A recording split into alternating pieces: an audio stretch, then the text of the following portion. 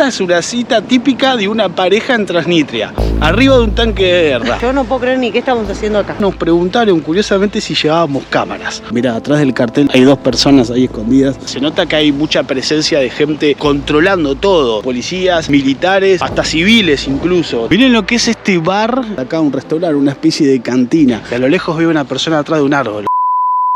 Estamos en un territorio que tiene una bandera propia, un himno nacional, también policía local, una administración, un gobierno, una moneda propia. Sin embargo, no es del todo considerado un país independiente. Muchos todavía creen que este territorio que estamos visitando hoy pertenece a Moldavia. Otros afirman que en realidad se llama Transnistria.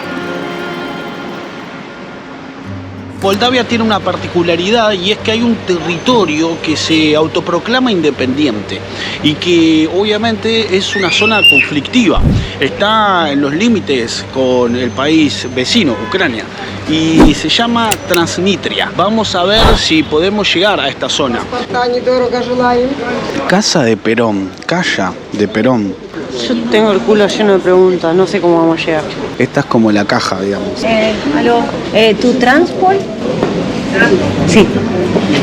Comenzamos el día en la estación de autobuses de Chisinau. Desde aquí parten los diferentes transportes a otras zonas del país, de Moldavia. Tenemos ya los tickets, tenemos la hora de salida, que son las 11. Vamos para allá y así lo vamos buscando. Hay muchos buses, acá es como donde llegan buses y diferentes combis, doblan, se meten como por la estación. Faltan 20 minutos porque a las 11 sale, son 10:41, ¿no? Bueno, nos hemos subido a un bus que nos va a conducir hacia la zona que queremos visitar. La cuestión arranca complicada, digamos, porque es como que no entendemos nada. La comunicación está como un poco engorrosa, podríamos decir. Menos de 70 kilómetros separan a la capital de Moldavia de Tiraspol, la ciudad más importante de Transnistria. Este territorio para muchos pertenece a Moldavia, sin embargo, para llegar es necesario cruzar una frontera. Sí, yo acabo de ver una policía que ya tiene otro escudo. Ahí está verde.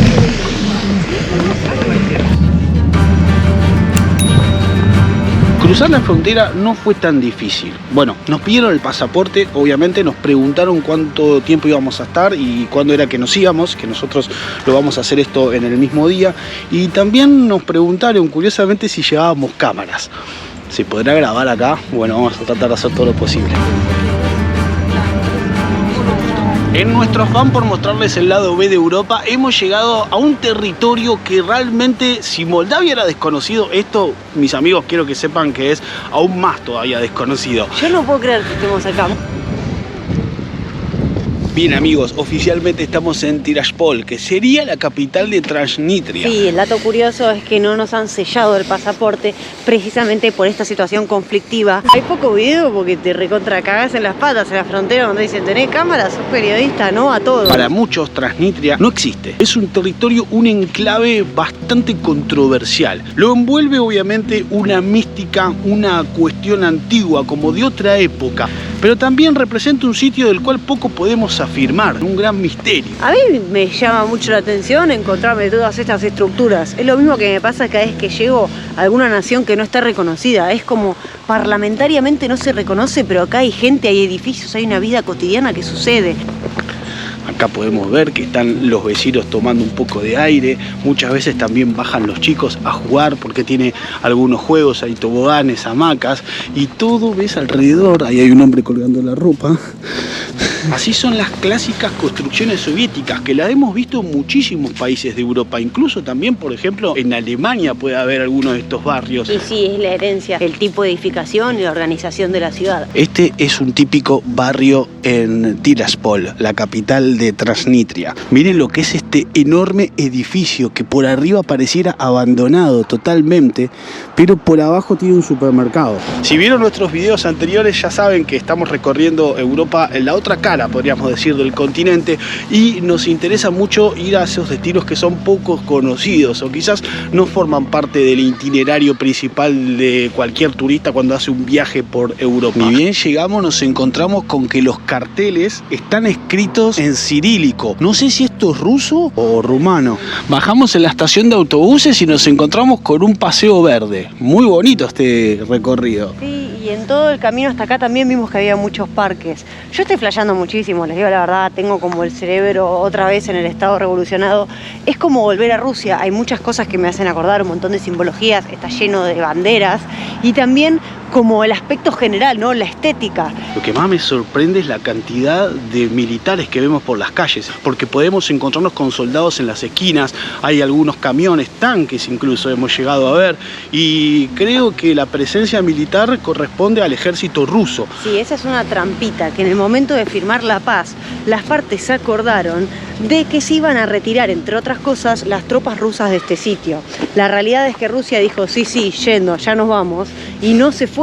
Por eso, una de las cosas que más me recordó a Rusia cuando empezamos a llegar a este país fue ver a los militares caminando por la calle, que es muy normal en Rusia y acá también. Este es el mapa turístico que nos han dado en la frontera con la geografía de Transnistria. Toda la frontera terrestre de Moldavia con Ucrania, casi toda, es lo que sería este país. Se ubica principalmente sobre los límites del río Dniester y la frontera con Ucrania. Aproximadamente el 12% del territorio total de Moldavia, o sea, es una parte muy grande. De hecho, esta ciudad fue capital también en su momento de Moldavia. Las disputas sobre este territorio comienzan en el año 1990, cuando caído el muro de Berlín, comienzan a independizarse las diferentes repúblicas que conformaban la Unión de Repúblicas Socialistas Soviéticas. En esos momentos, Moldavia comienza la revuelta para lograr la independencia y eso se consigue en 1991.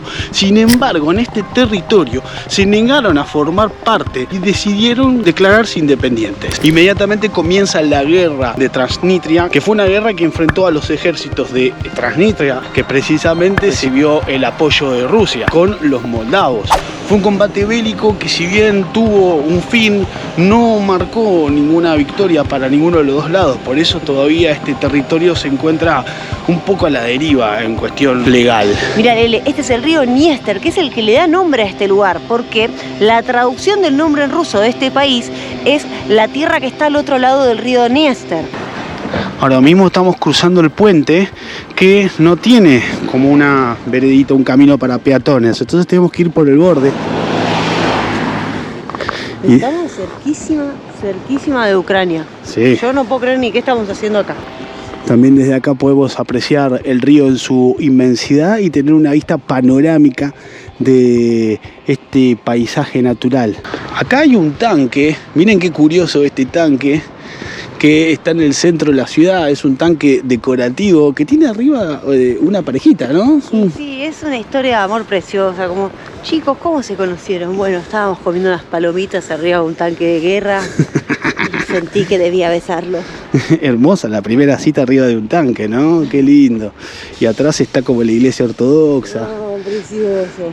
Esta es una cita típica de una pareja en Transnistria, arriba de un tanque de guerra. Amor, guerra y romanticismo. Una historia que seguramente no la vas a ver en Netflix. Acá nos encontramos con el memorial de los caídos, homenaje a los caídos en la guerra de Transnistria. Esta guerra duró 2 años, entre 1990 y 1992, y fue precisamente luego de que la Unión Soviética perdiera poder dentro de este territorio. Desde Transnistria se controla la energía que va a Moldavia, y hubo un conflicto que tuvieron, creo que en el año 2004, en el cual de acá decidieron cortar la energía que llegaba a Moldavia, lo que causó un montón de apagones. Es muy complejo poder entender toda la raíz del conflicto y obviamente no hay que sacar nunca de vista a Rusia por un lado y a la Unión Europea por el otro. Y acá, amigos, llegamos a un imponente edificio con aspecto soviético. Quien está ahí representado con una inmensa estatua es ni más ni menos que Lenin. Es como un Lenin alado, ¿no? Pareciera Sí, como que tuviera unas alitas. como que le vuela el sobre todo. No dejo de sorprenderme cada vez que conocemos estos destinos, pero a su vez, estando acá, cada paso que doy me asombro más.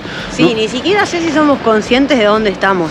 Y como podemos ver allá a lo alto, también aparece la bandera de Transnistria y la bandera de Rusia al lado. Vamos a cruzar para verla más de cerca. Es una avenida gigantesca con un bulevar en el medio, la gente cruza, los coches frenan. Me alucina lo que es esta estación de buses, ¿no? Como la parada de buses, mirá. Es como una parada de buses glamurosa, antigua, parece un carruaje.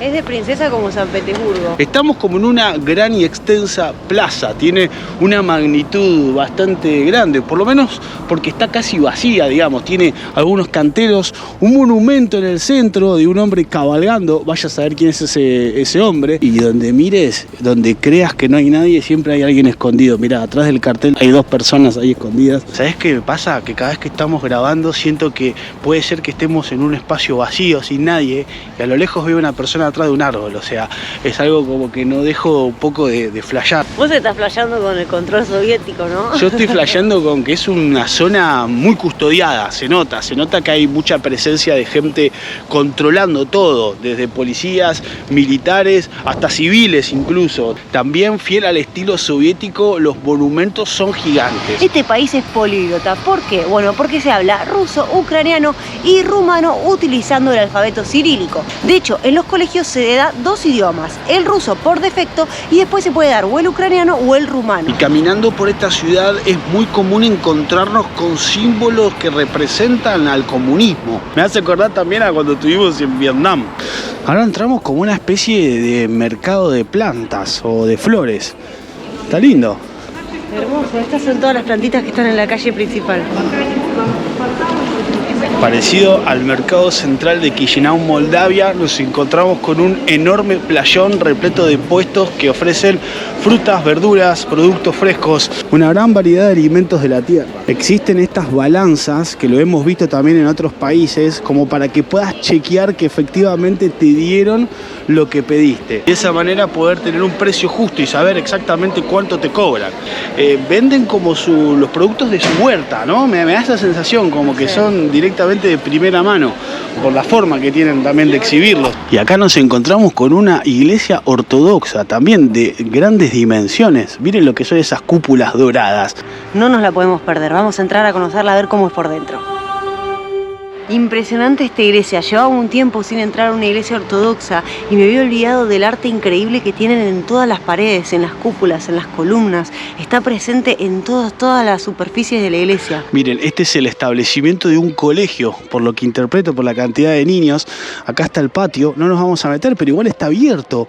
Tiene como la puerta abierta y todo esto es el edificio de las aulas. Es muy curioso realmente, porque es como un colegio abierto y están los chicos ahí nomás. Y acá están todas como las aulas, las oficinas. Sí, también hay que decir que vimos muchos nenes y nenas chiquititos por la calle solitos, hablando por teléfono con alguien. Recién vi una que se metió en un taxi, o sea que ya tienen todo arreglado o se encuentran con la madre pero por en la otra esquina. Yo siento como que estoy un poco anclado en el tiempo, como que viajamos en el tiempo aún más atrás todavía y estamos como en una especie de pueblito. Miren lo que es este bar. Todo escrito en ruso, con una camarera que también tiene mucha apariencia rusa. Cuando vinieron las enfermeras que estábamos detenidos tenían esa cofita. En ese lugar, Vladikov, ¿cómo era? Vladikavka. Aparecían las enfermeras con este look. Esto tiene también diarios de la época y también la cara de Lenin avisándonos que es un centro de comidas, acá un restaurante, una especie de cantina. Para mí debe ser como un bar de leche que conocimos en Polonia, algo que te sirve en menú. Yo me imagino que debe venir una sopa, bueno, ahí hay un pollo gigante, pero lo que hay que me llama la atención y que es muy ruso es una gelatina con fruta dentro. Otra curiosidad, y es muy del lado B de Europa, son los tachos de basura. Miren, parecen como cubos de metal que están emplazados acá, pequeños, ¿no? No sé si irán para abajo, pero parecen muy antiguos realmente estas cajas. No van para abajo para mí, ¿eh? Ah, es ahí, es como el cesto hasta ahí queda. En estos momentos estamos caminando por la calle Lenin, o la Lenin Street, dicho en inglés. Los coches tienen en su patente la banderita del país. Miren, por ejemplo, este viene de Moldavia. El cuidado de la estética personal y la belleza, principalmente en las mujeres, es algo muy importante en esta zona. Importantísimo, están todas impecables, hermosas, muy maquilladas. Y las publicidades así lo muestran también. Acá podemos ver una enorme masa de bloques. los famosos monobloc, que tienen sus comercios abajo y todos van para abajo, son todos como en el subsuelo, tienen como una caseta inicial, una puerta que te da la bienvenida, pero después hay escaleritas que van para abajo, entonces es como que el negocio principal está en el subsuelo. Te tenés que acercar por acá, bajás por estas escaleritas y ahí te conducís al negocio. Esto es algo que lo hemos visto en un montón de países. Lo hemos visto también, por ejemplo, en Kazajistán, en Armenia. Estos negocios que están bajo tierra. Como que hay que prestar atención, ¿no? Si te dan la dirección, capaz que a simple vista no lo ves. Y porque no solamente van bajo tierra, sino que también van hacia arriba o también en la parte de adentro de los edificios. Recuerden que la mayoría de estos bloques nosotros estamos viendo nada más que la fachada exterior, pero suelen tener puertas que dan un patio interno y es toda una vecindad muy grande adentro. Tengo que decir que a diferencia de otras zonas que hemos visitado en Europa que tienen como una intención independentista, no estamos viendo la bandera del país en las casas o en las viviendas, así como ocurre quizás en el País Vasco o en Cataluña, que por lo general siempre aparece la bandera catalana desde los balcones ahí en Barcelona. Acá no estamos viendo como que la gente se pronuncia a favor de la independencia del país, y eso habla también un poco de que quizás sea una cuestión política, pero no tanto de la población, como que la población a lo mejor quisiera tomar la nacionalidad de alguno de los países vecinos y no tanto la de esta nación autoproclamada. A ver, obviamente que yo creo que el progreso de este lugar se ve perjudicado por esta situación conflictiva que tienen en tanto reconocimiento o no del Estado. Sí, es verdad. Y con un conflicto tan reciente y álgido como es el de Rusia y Ucrania acá al lado, por un tema bastante similar, que es una ocupación de unas tierras que se suponían independientes y que eran una república y que después se adicionaron a Ucrania y que Rusia dice que es de ellos, es un quilombo bárbaro. Sí.